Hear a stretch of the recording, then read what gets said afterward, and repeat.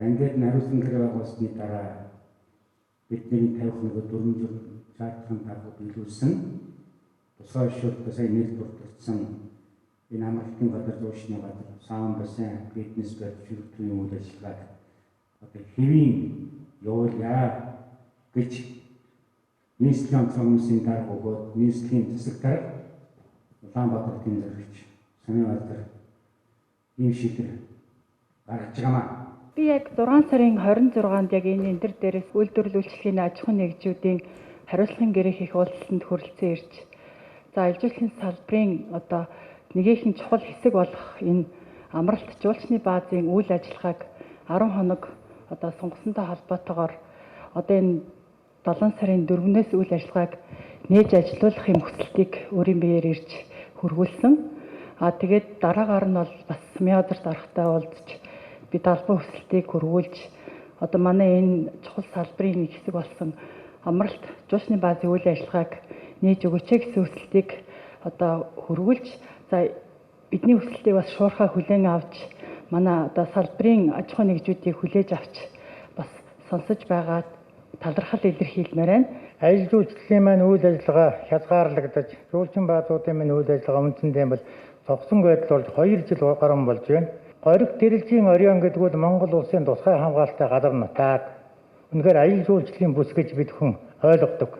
Ингэж явсан. Өнөөдөр гориг тэрэлжийн орион бол ажил жуулчлалын бүс юм уу, суурьслын бүс юм уу, аль эсвэл гэр хороол юм уу гэдэг утгаа алдагдахаар болсон. Энэ юунаас болсон бэ гэх юм бол үе үеийн байгаль орчны сайд нарын замбраагүй тусгай хамгаалтын газар нутгийн хуулийг зөрчиж олгож замбраагүй газар болгосноос болж өнөөдөр ийм байдал хүрсэн. Яг үндсэндээ бол гориг тэрэлжийн орион бол тусгай хамгаалтын бүсвч ер нь тэгээд Улаанбаатарын хотын хогийн цэг болоход ойрхон болсон гэж ойлгогддог.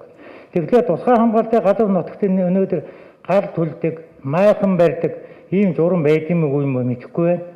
Байгууллагын нийгмийн хариуцлагын хүрээнд бол одоо ажилчдын албан хаагчдаа одоо чөлөөлөхгүй одоо нийгмийн даатгалын төлөх цалин мөнгөний тасалбахгүй гэдэг бүх тал дээр бол одоо энэ жуулчны баазууд анхаарал ажиллаж байгаа гэж бодож байна. Энэ хугацаанд бол бас маш их эрсдэл хүлээж байгаа. За энэ сая хүмүүс бол маш их зүйтэй юмнууд хэлж байна. Одоо энэ амралтын газруудыг жуулчны баазуудыг хааснараа бүх юм хоёр талтай.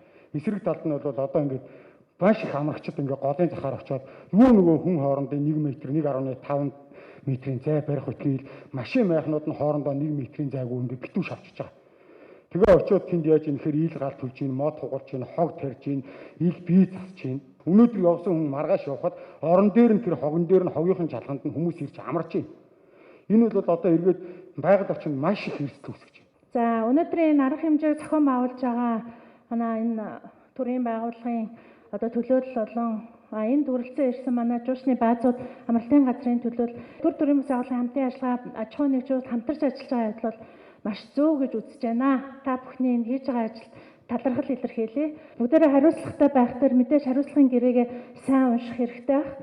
Саяын одоо хэлсэн хүний хувьд хариуцлагыг зөвхөн баазаас гадна бас тухайн баазад байрлаж байгаа иргэд бас хариуцлагатай байх хэрэгтэй гэдгийг одоо төрийн зүгээс бас хэлж өгөөсэй гэж хүсэж байна. Нийс Улаанбаатар хотын ойр орчимд үйл ажиллагаа явуулж байгаа ажил жуулчлалын салбар амралтын газрын одоо бизнес хийж байгаа хувийн хөгжлийн төлөөллүүдээ бас холбоосоор урьж үйл ажиллагаагаа одоо бас нэх эхлүүлэх энэ одоо арга хэмжээг хийх ёстой гэсэн ийм чиглэл өгсөн. Хоёрдугаар бас энэ фитнес бэлдэржүүлэх төвийн үйл ажиллагааг бас дэмжих ёстой гэсэн ийм одоо байр суурийг өчигдөр бас хэлсэн. Өмнө нь бид нэр хоол үйлдвэрлэлийн чиглэлээр үйл ажиллагаа явуулж байгаа ресторан, зоогийн газрууд, жижиг кафе, кофе шоп болон бусад газруудын үйл ажиллагааг бол одоо энэ хариуцлагын гэрээгээр бол хийгээд нэг явсан. Бид бол одоо ялангуяа нийслэл Улаанбаатар хотын энэ удирдлага хамт олон бол энэ хувийн хвшилтэйгээ хамтрах, дэмжих, арга замыг нээж өгөх, хариуцлагатай байх үүднээс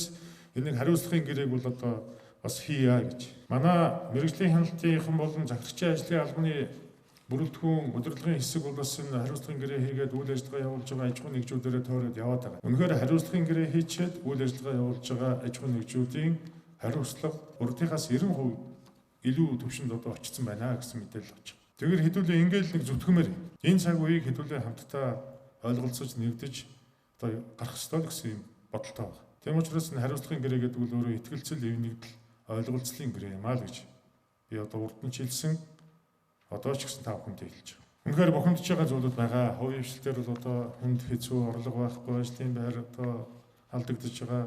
Боловсон хүчний бодлого алдаж байгаа. Өмнө нь хуримтлагдсан капиталууд нь одоо бас өнгүүдж байгаа. Тэгээ би одоо энэ хувийн хвшил бизнес эрхэлж байгаа улсуудаа ер нь ямар аргаар дэмжих арга замуудыг хайж байгаа л одоо илэрлэл гэж ойлгох хэрэгтэй. Энэ нэг айхтар өвчний дундор бид нар энэ салбар хувийн хвшил ажлын байраа бас хамгаалаад зохих төвшөнд нь хамгаалаа гарчих болов гэсэн ийм л бодолтой байгаа.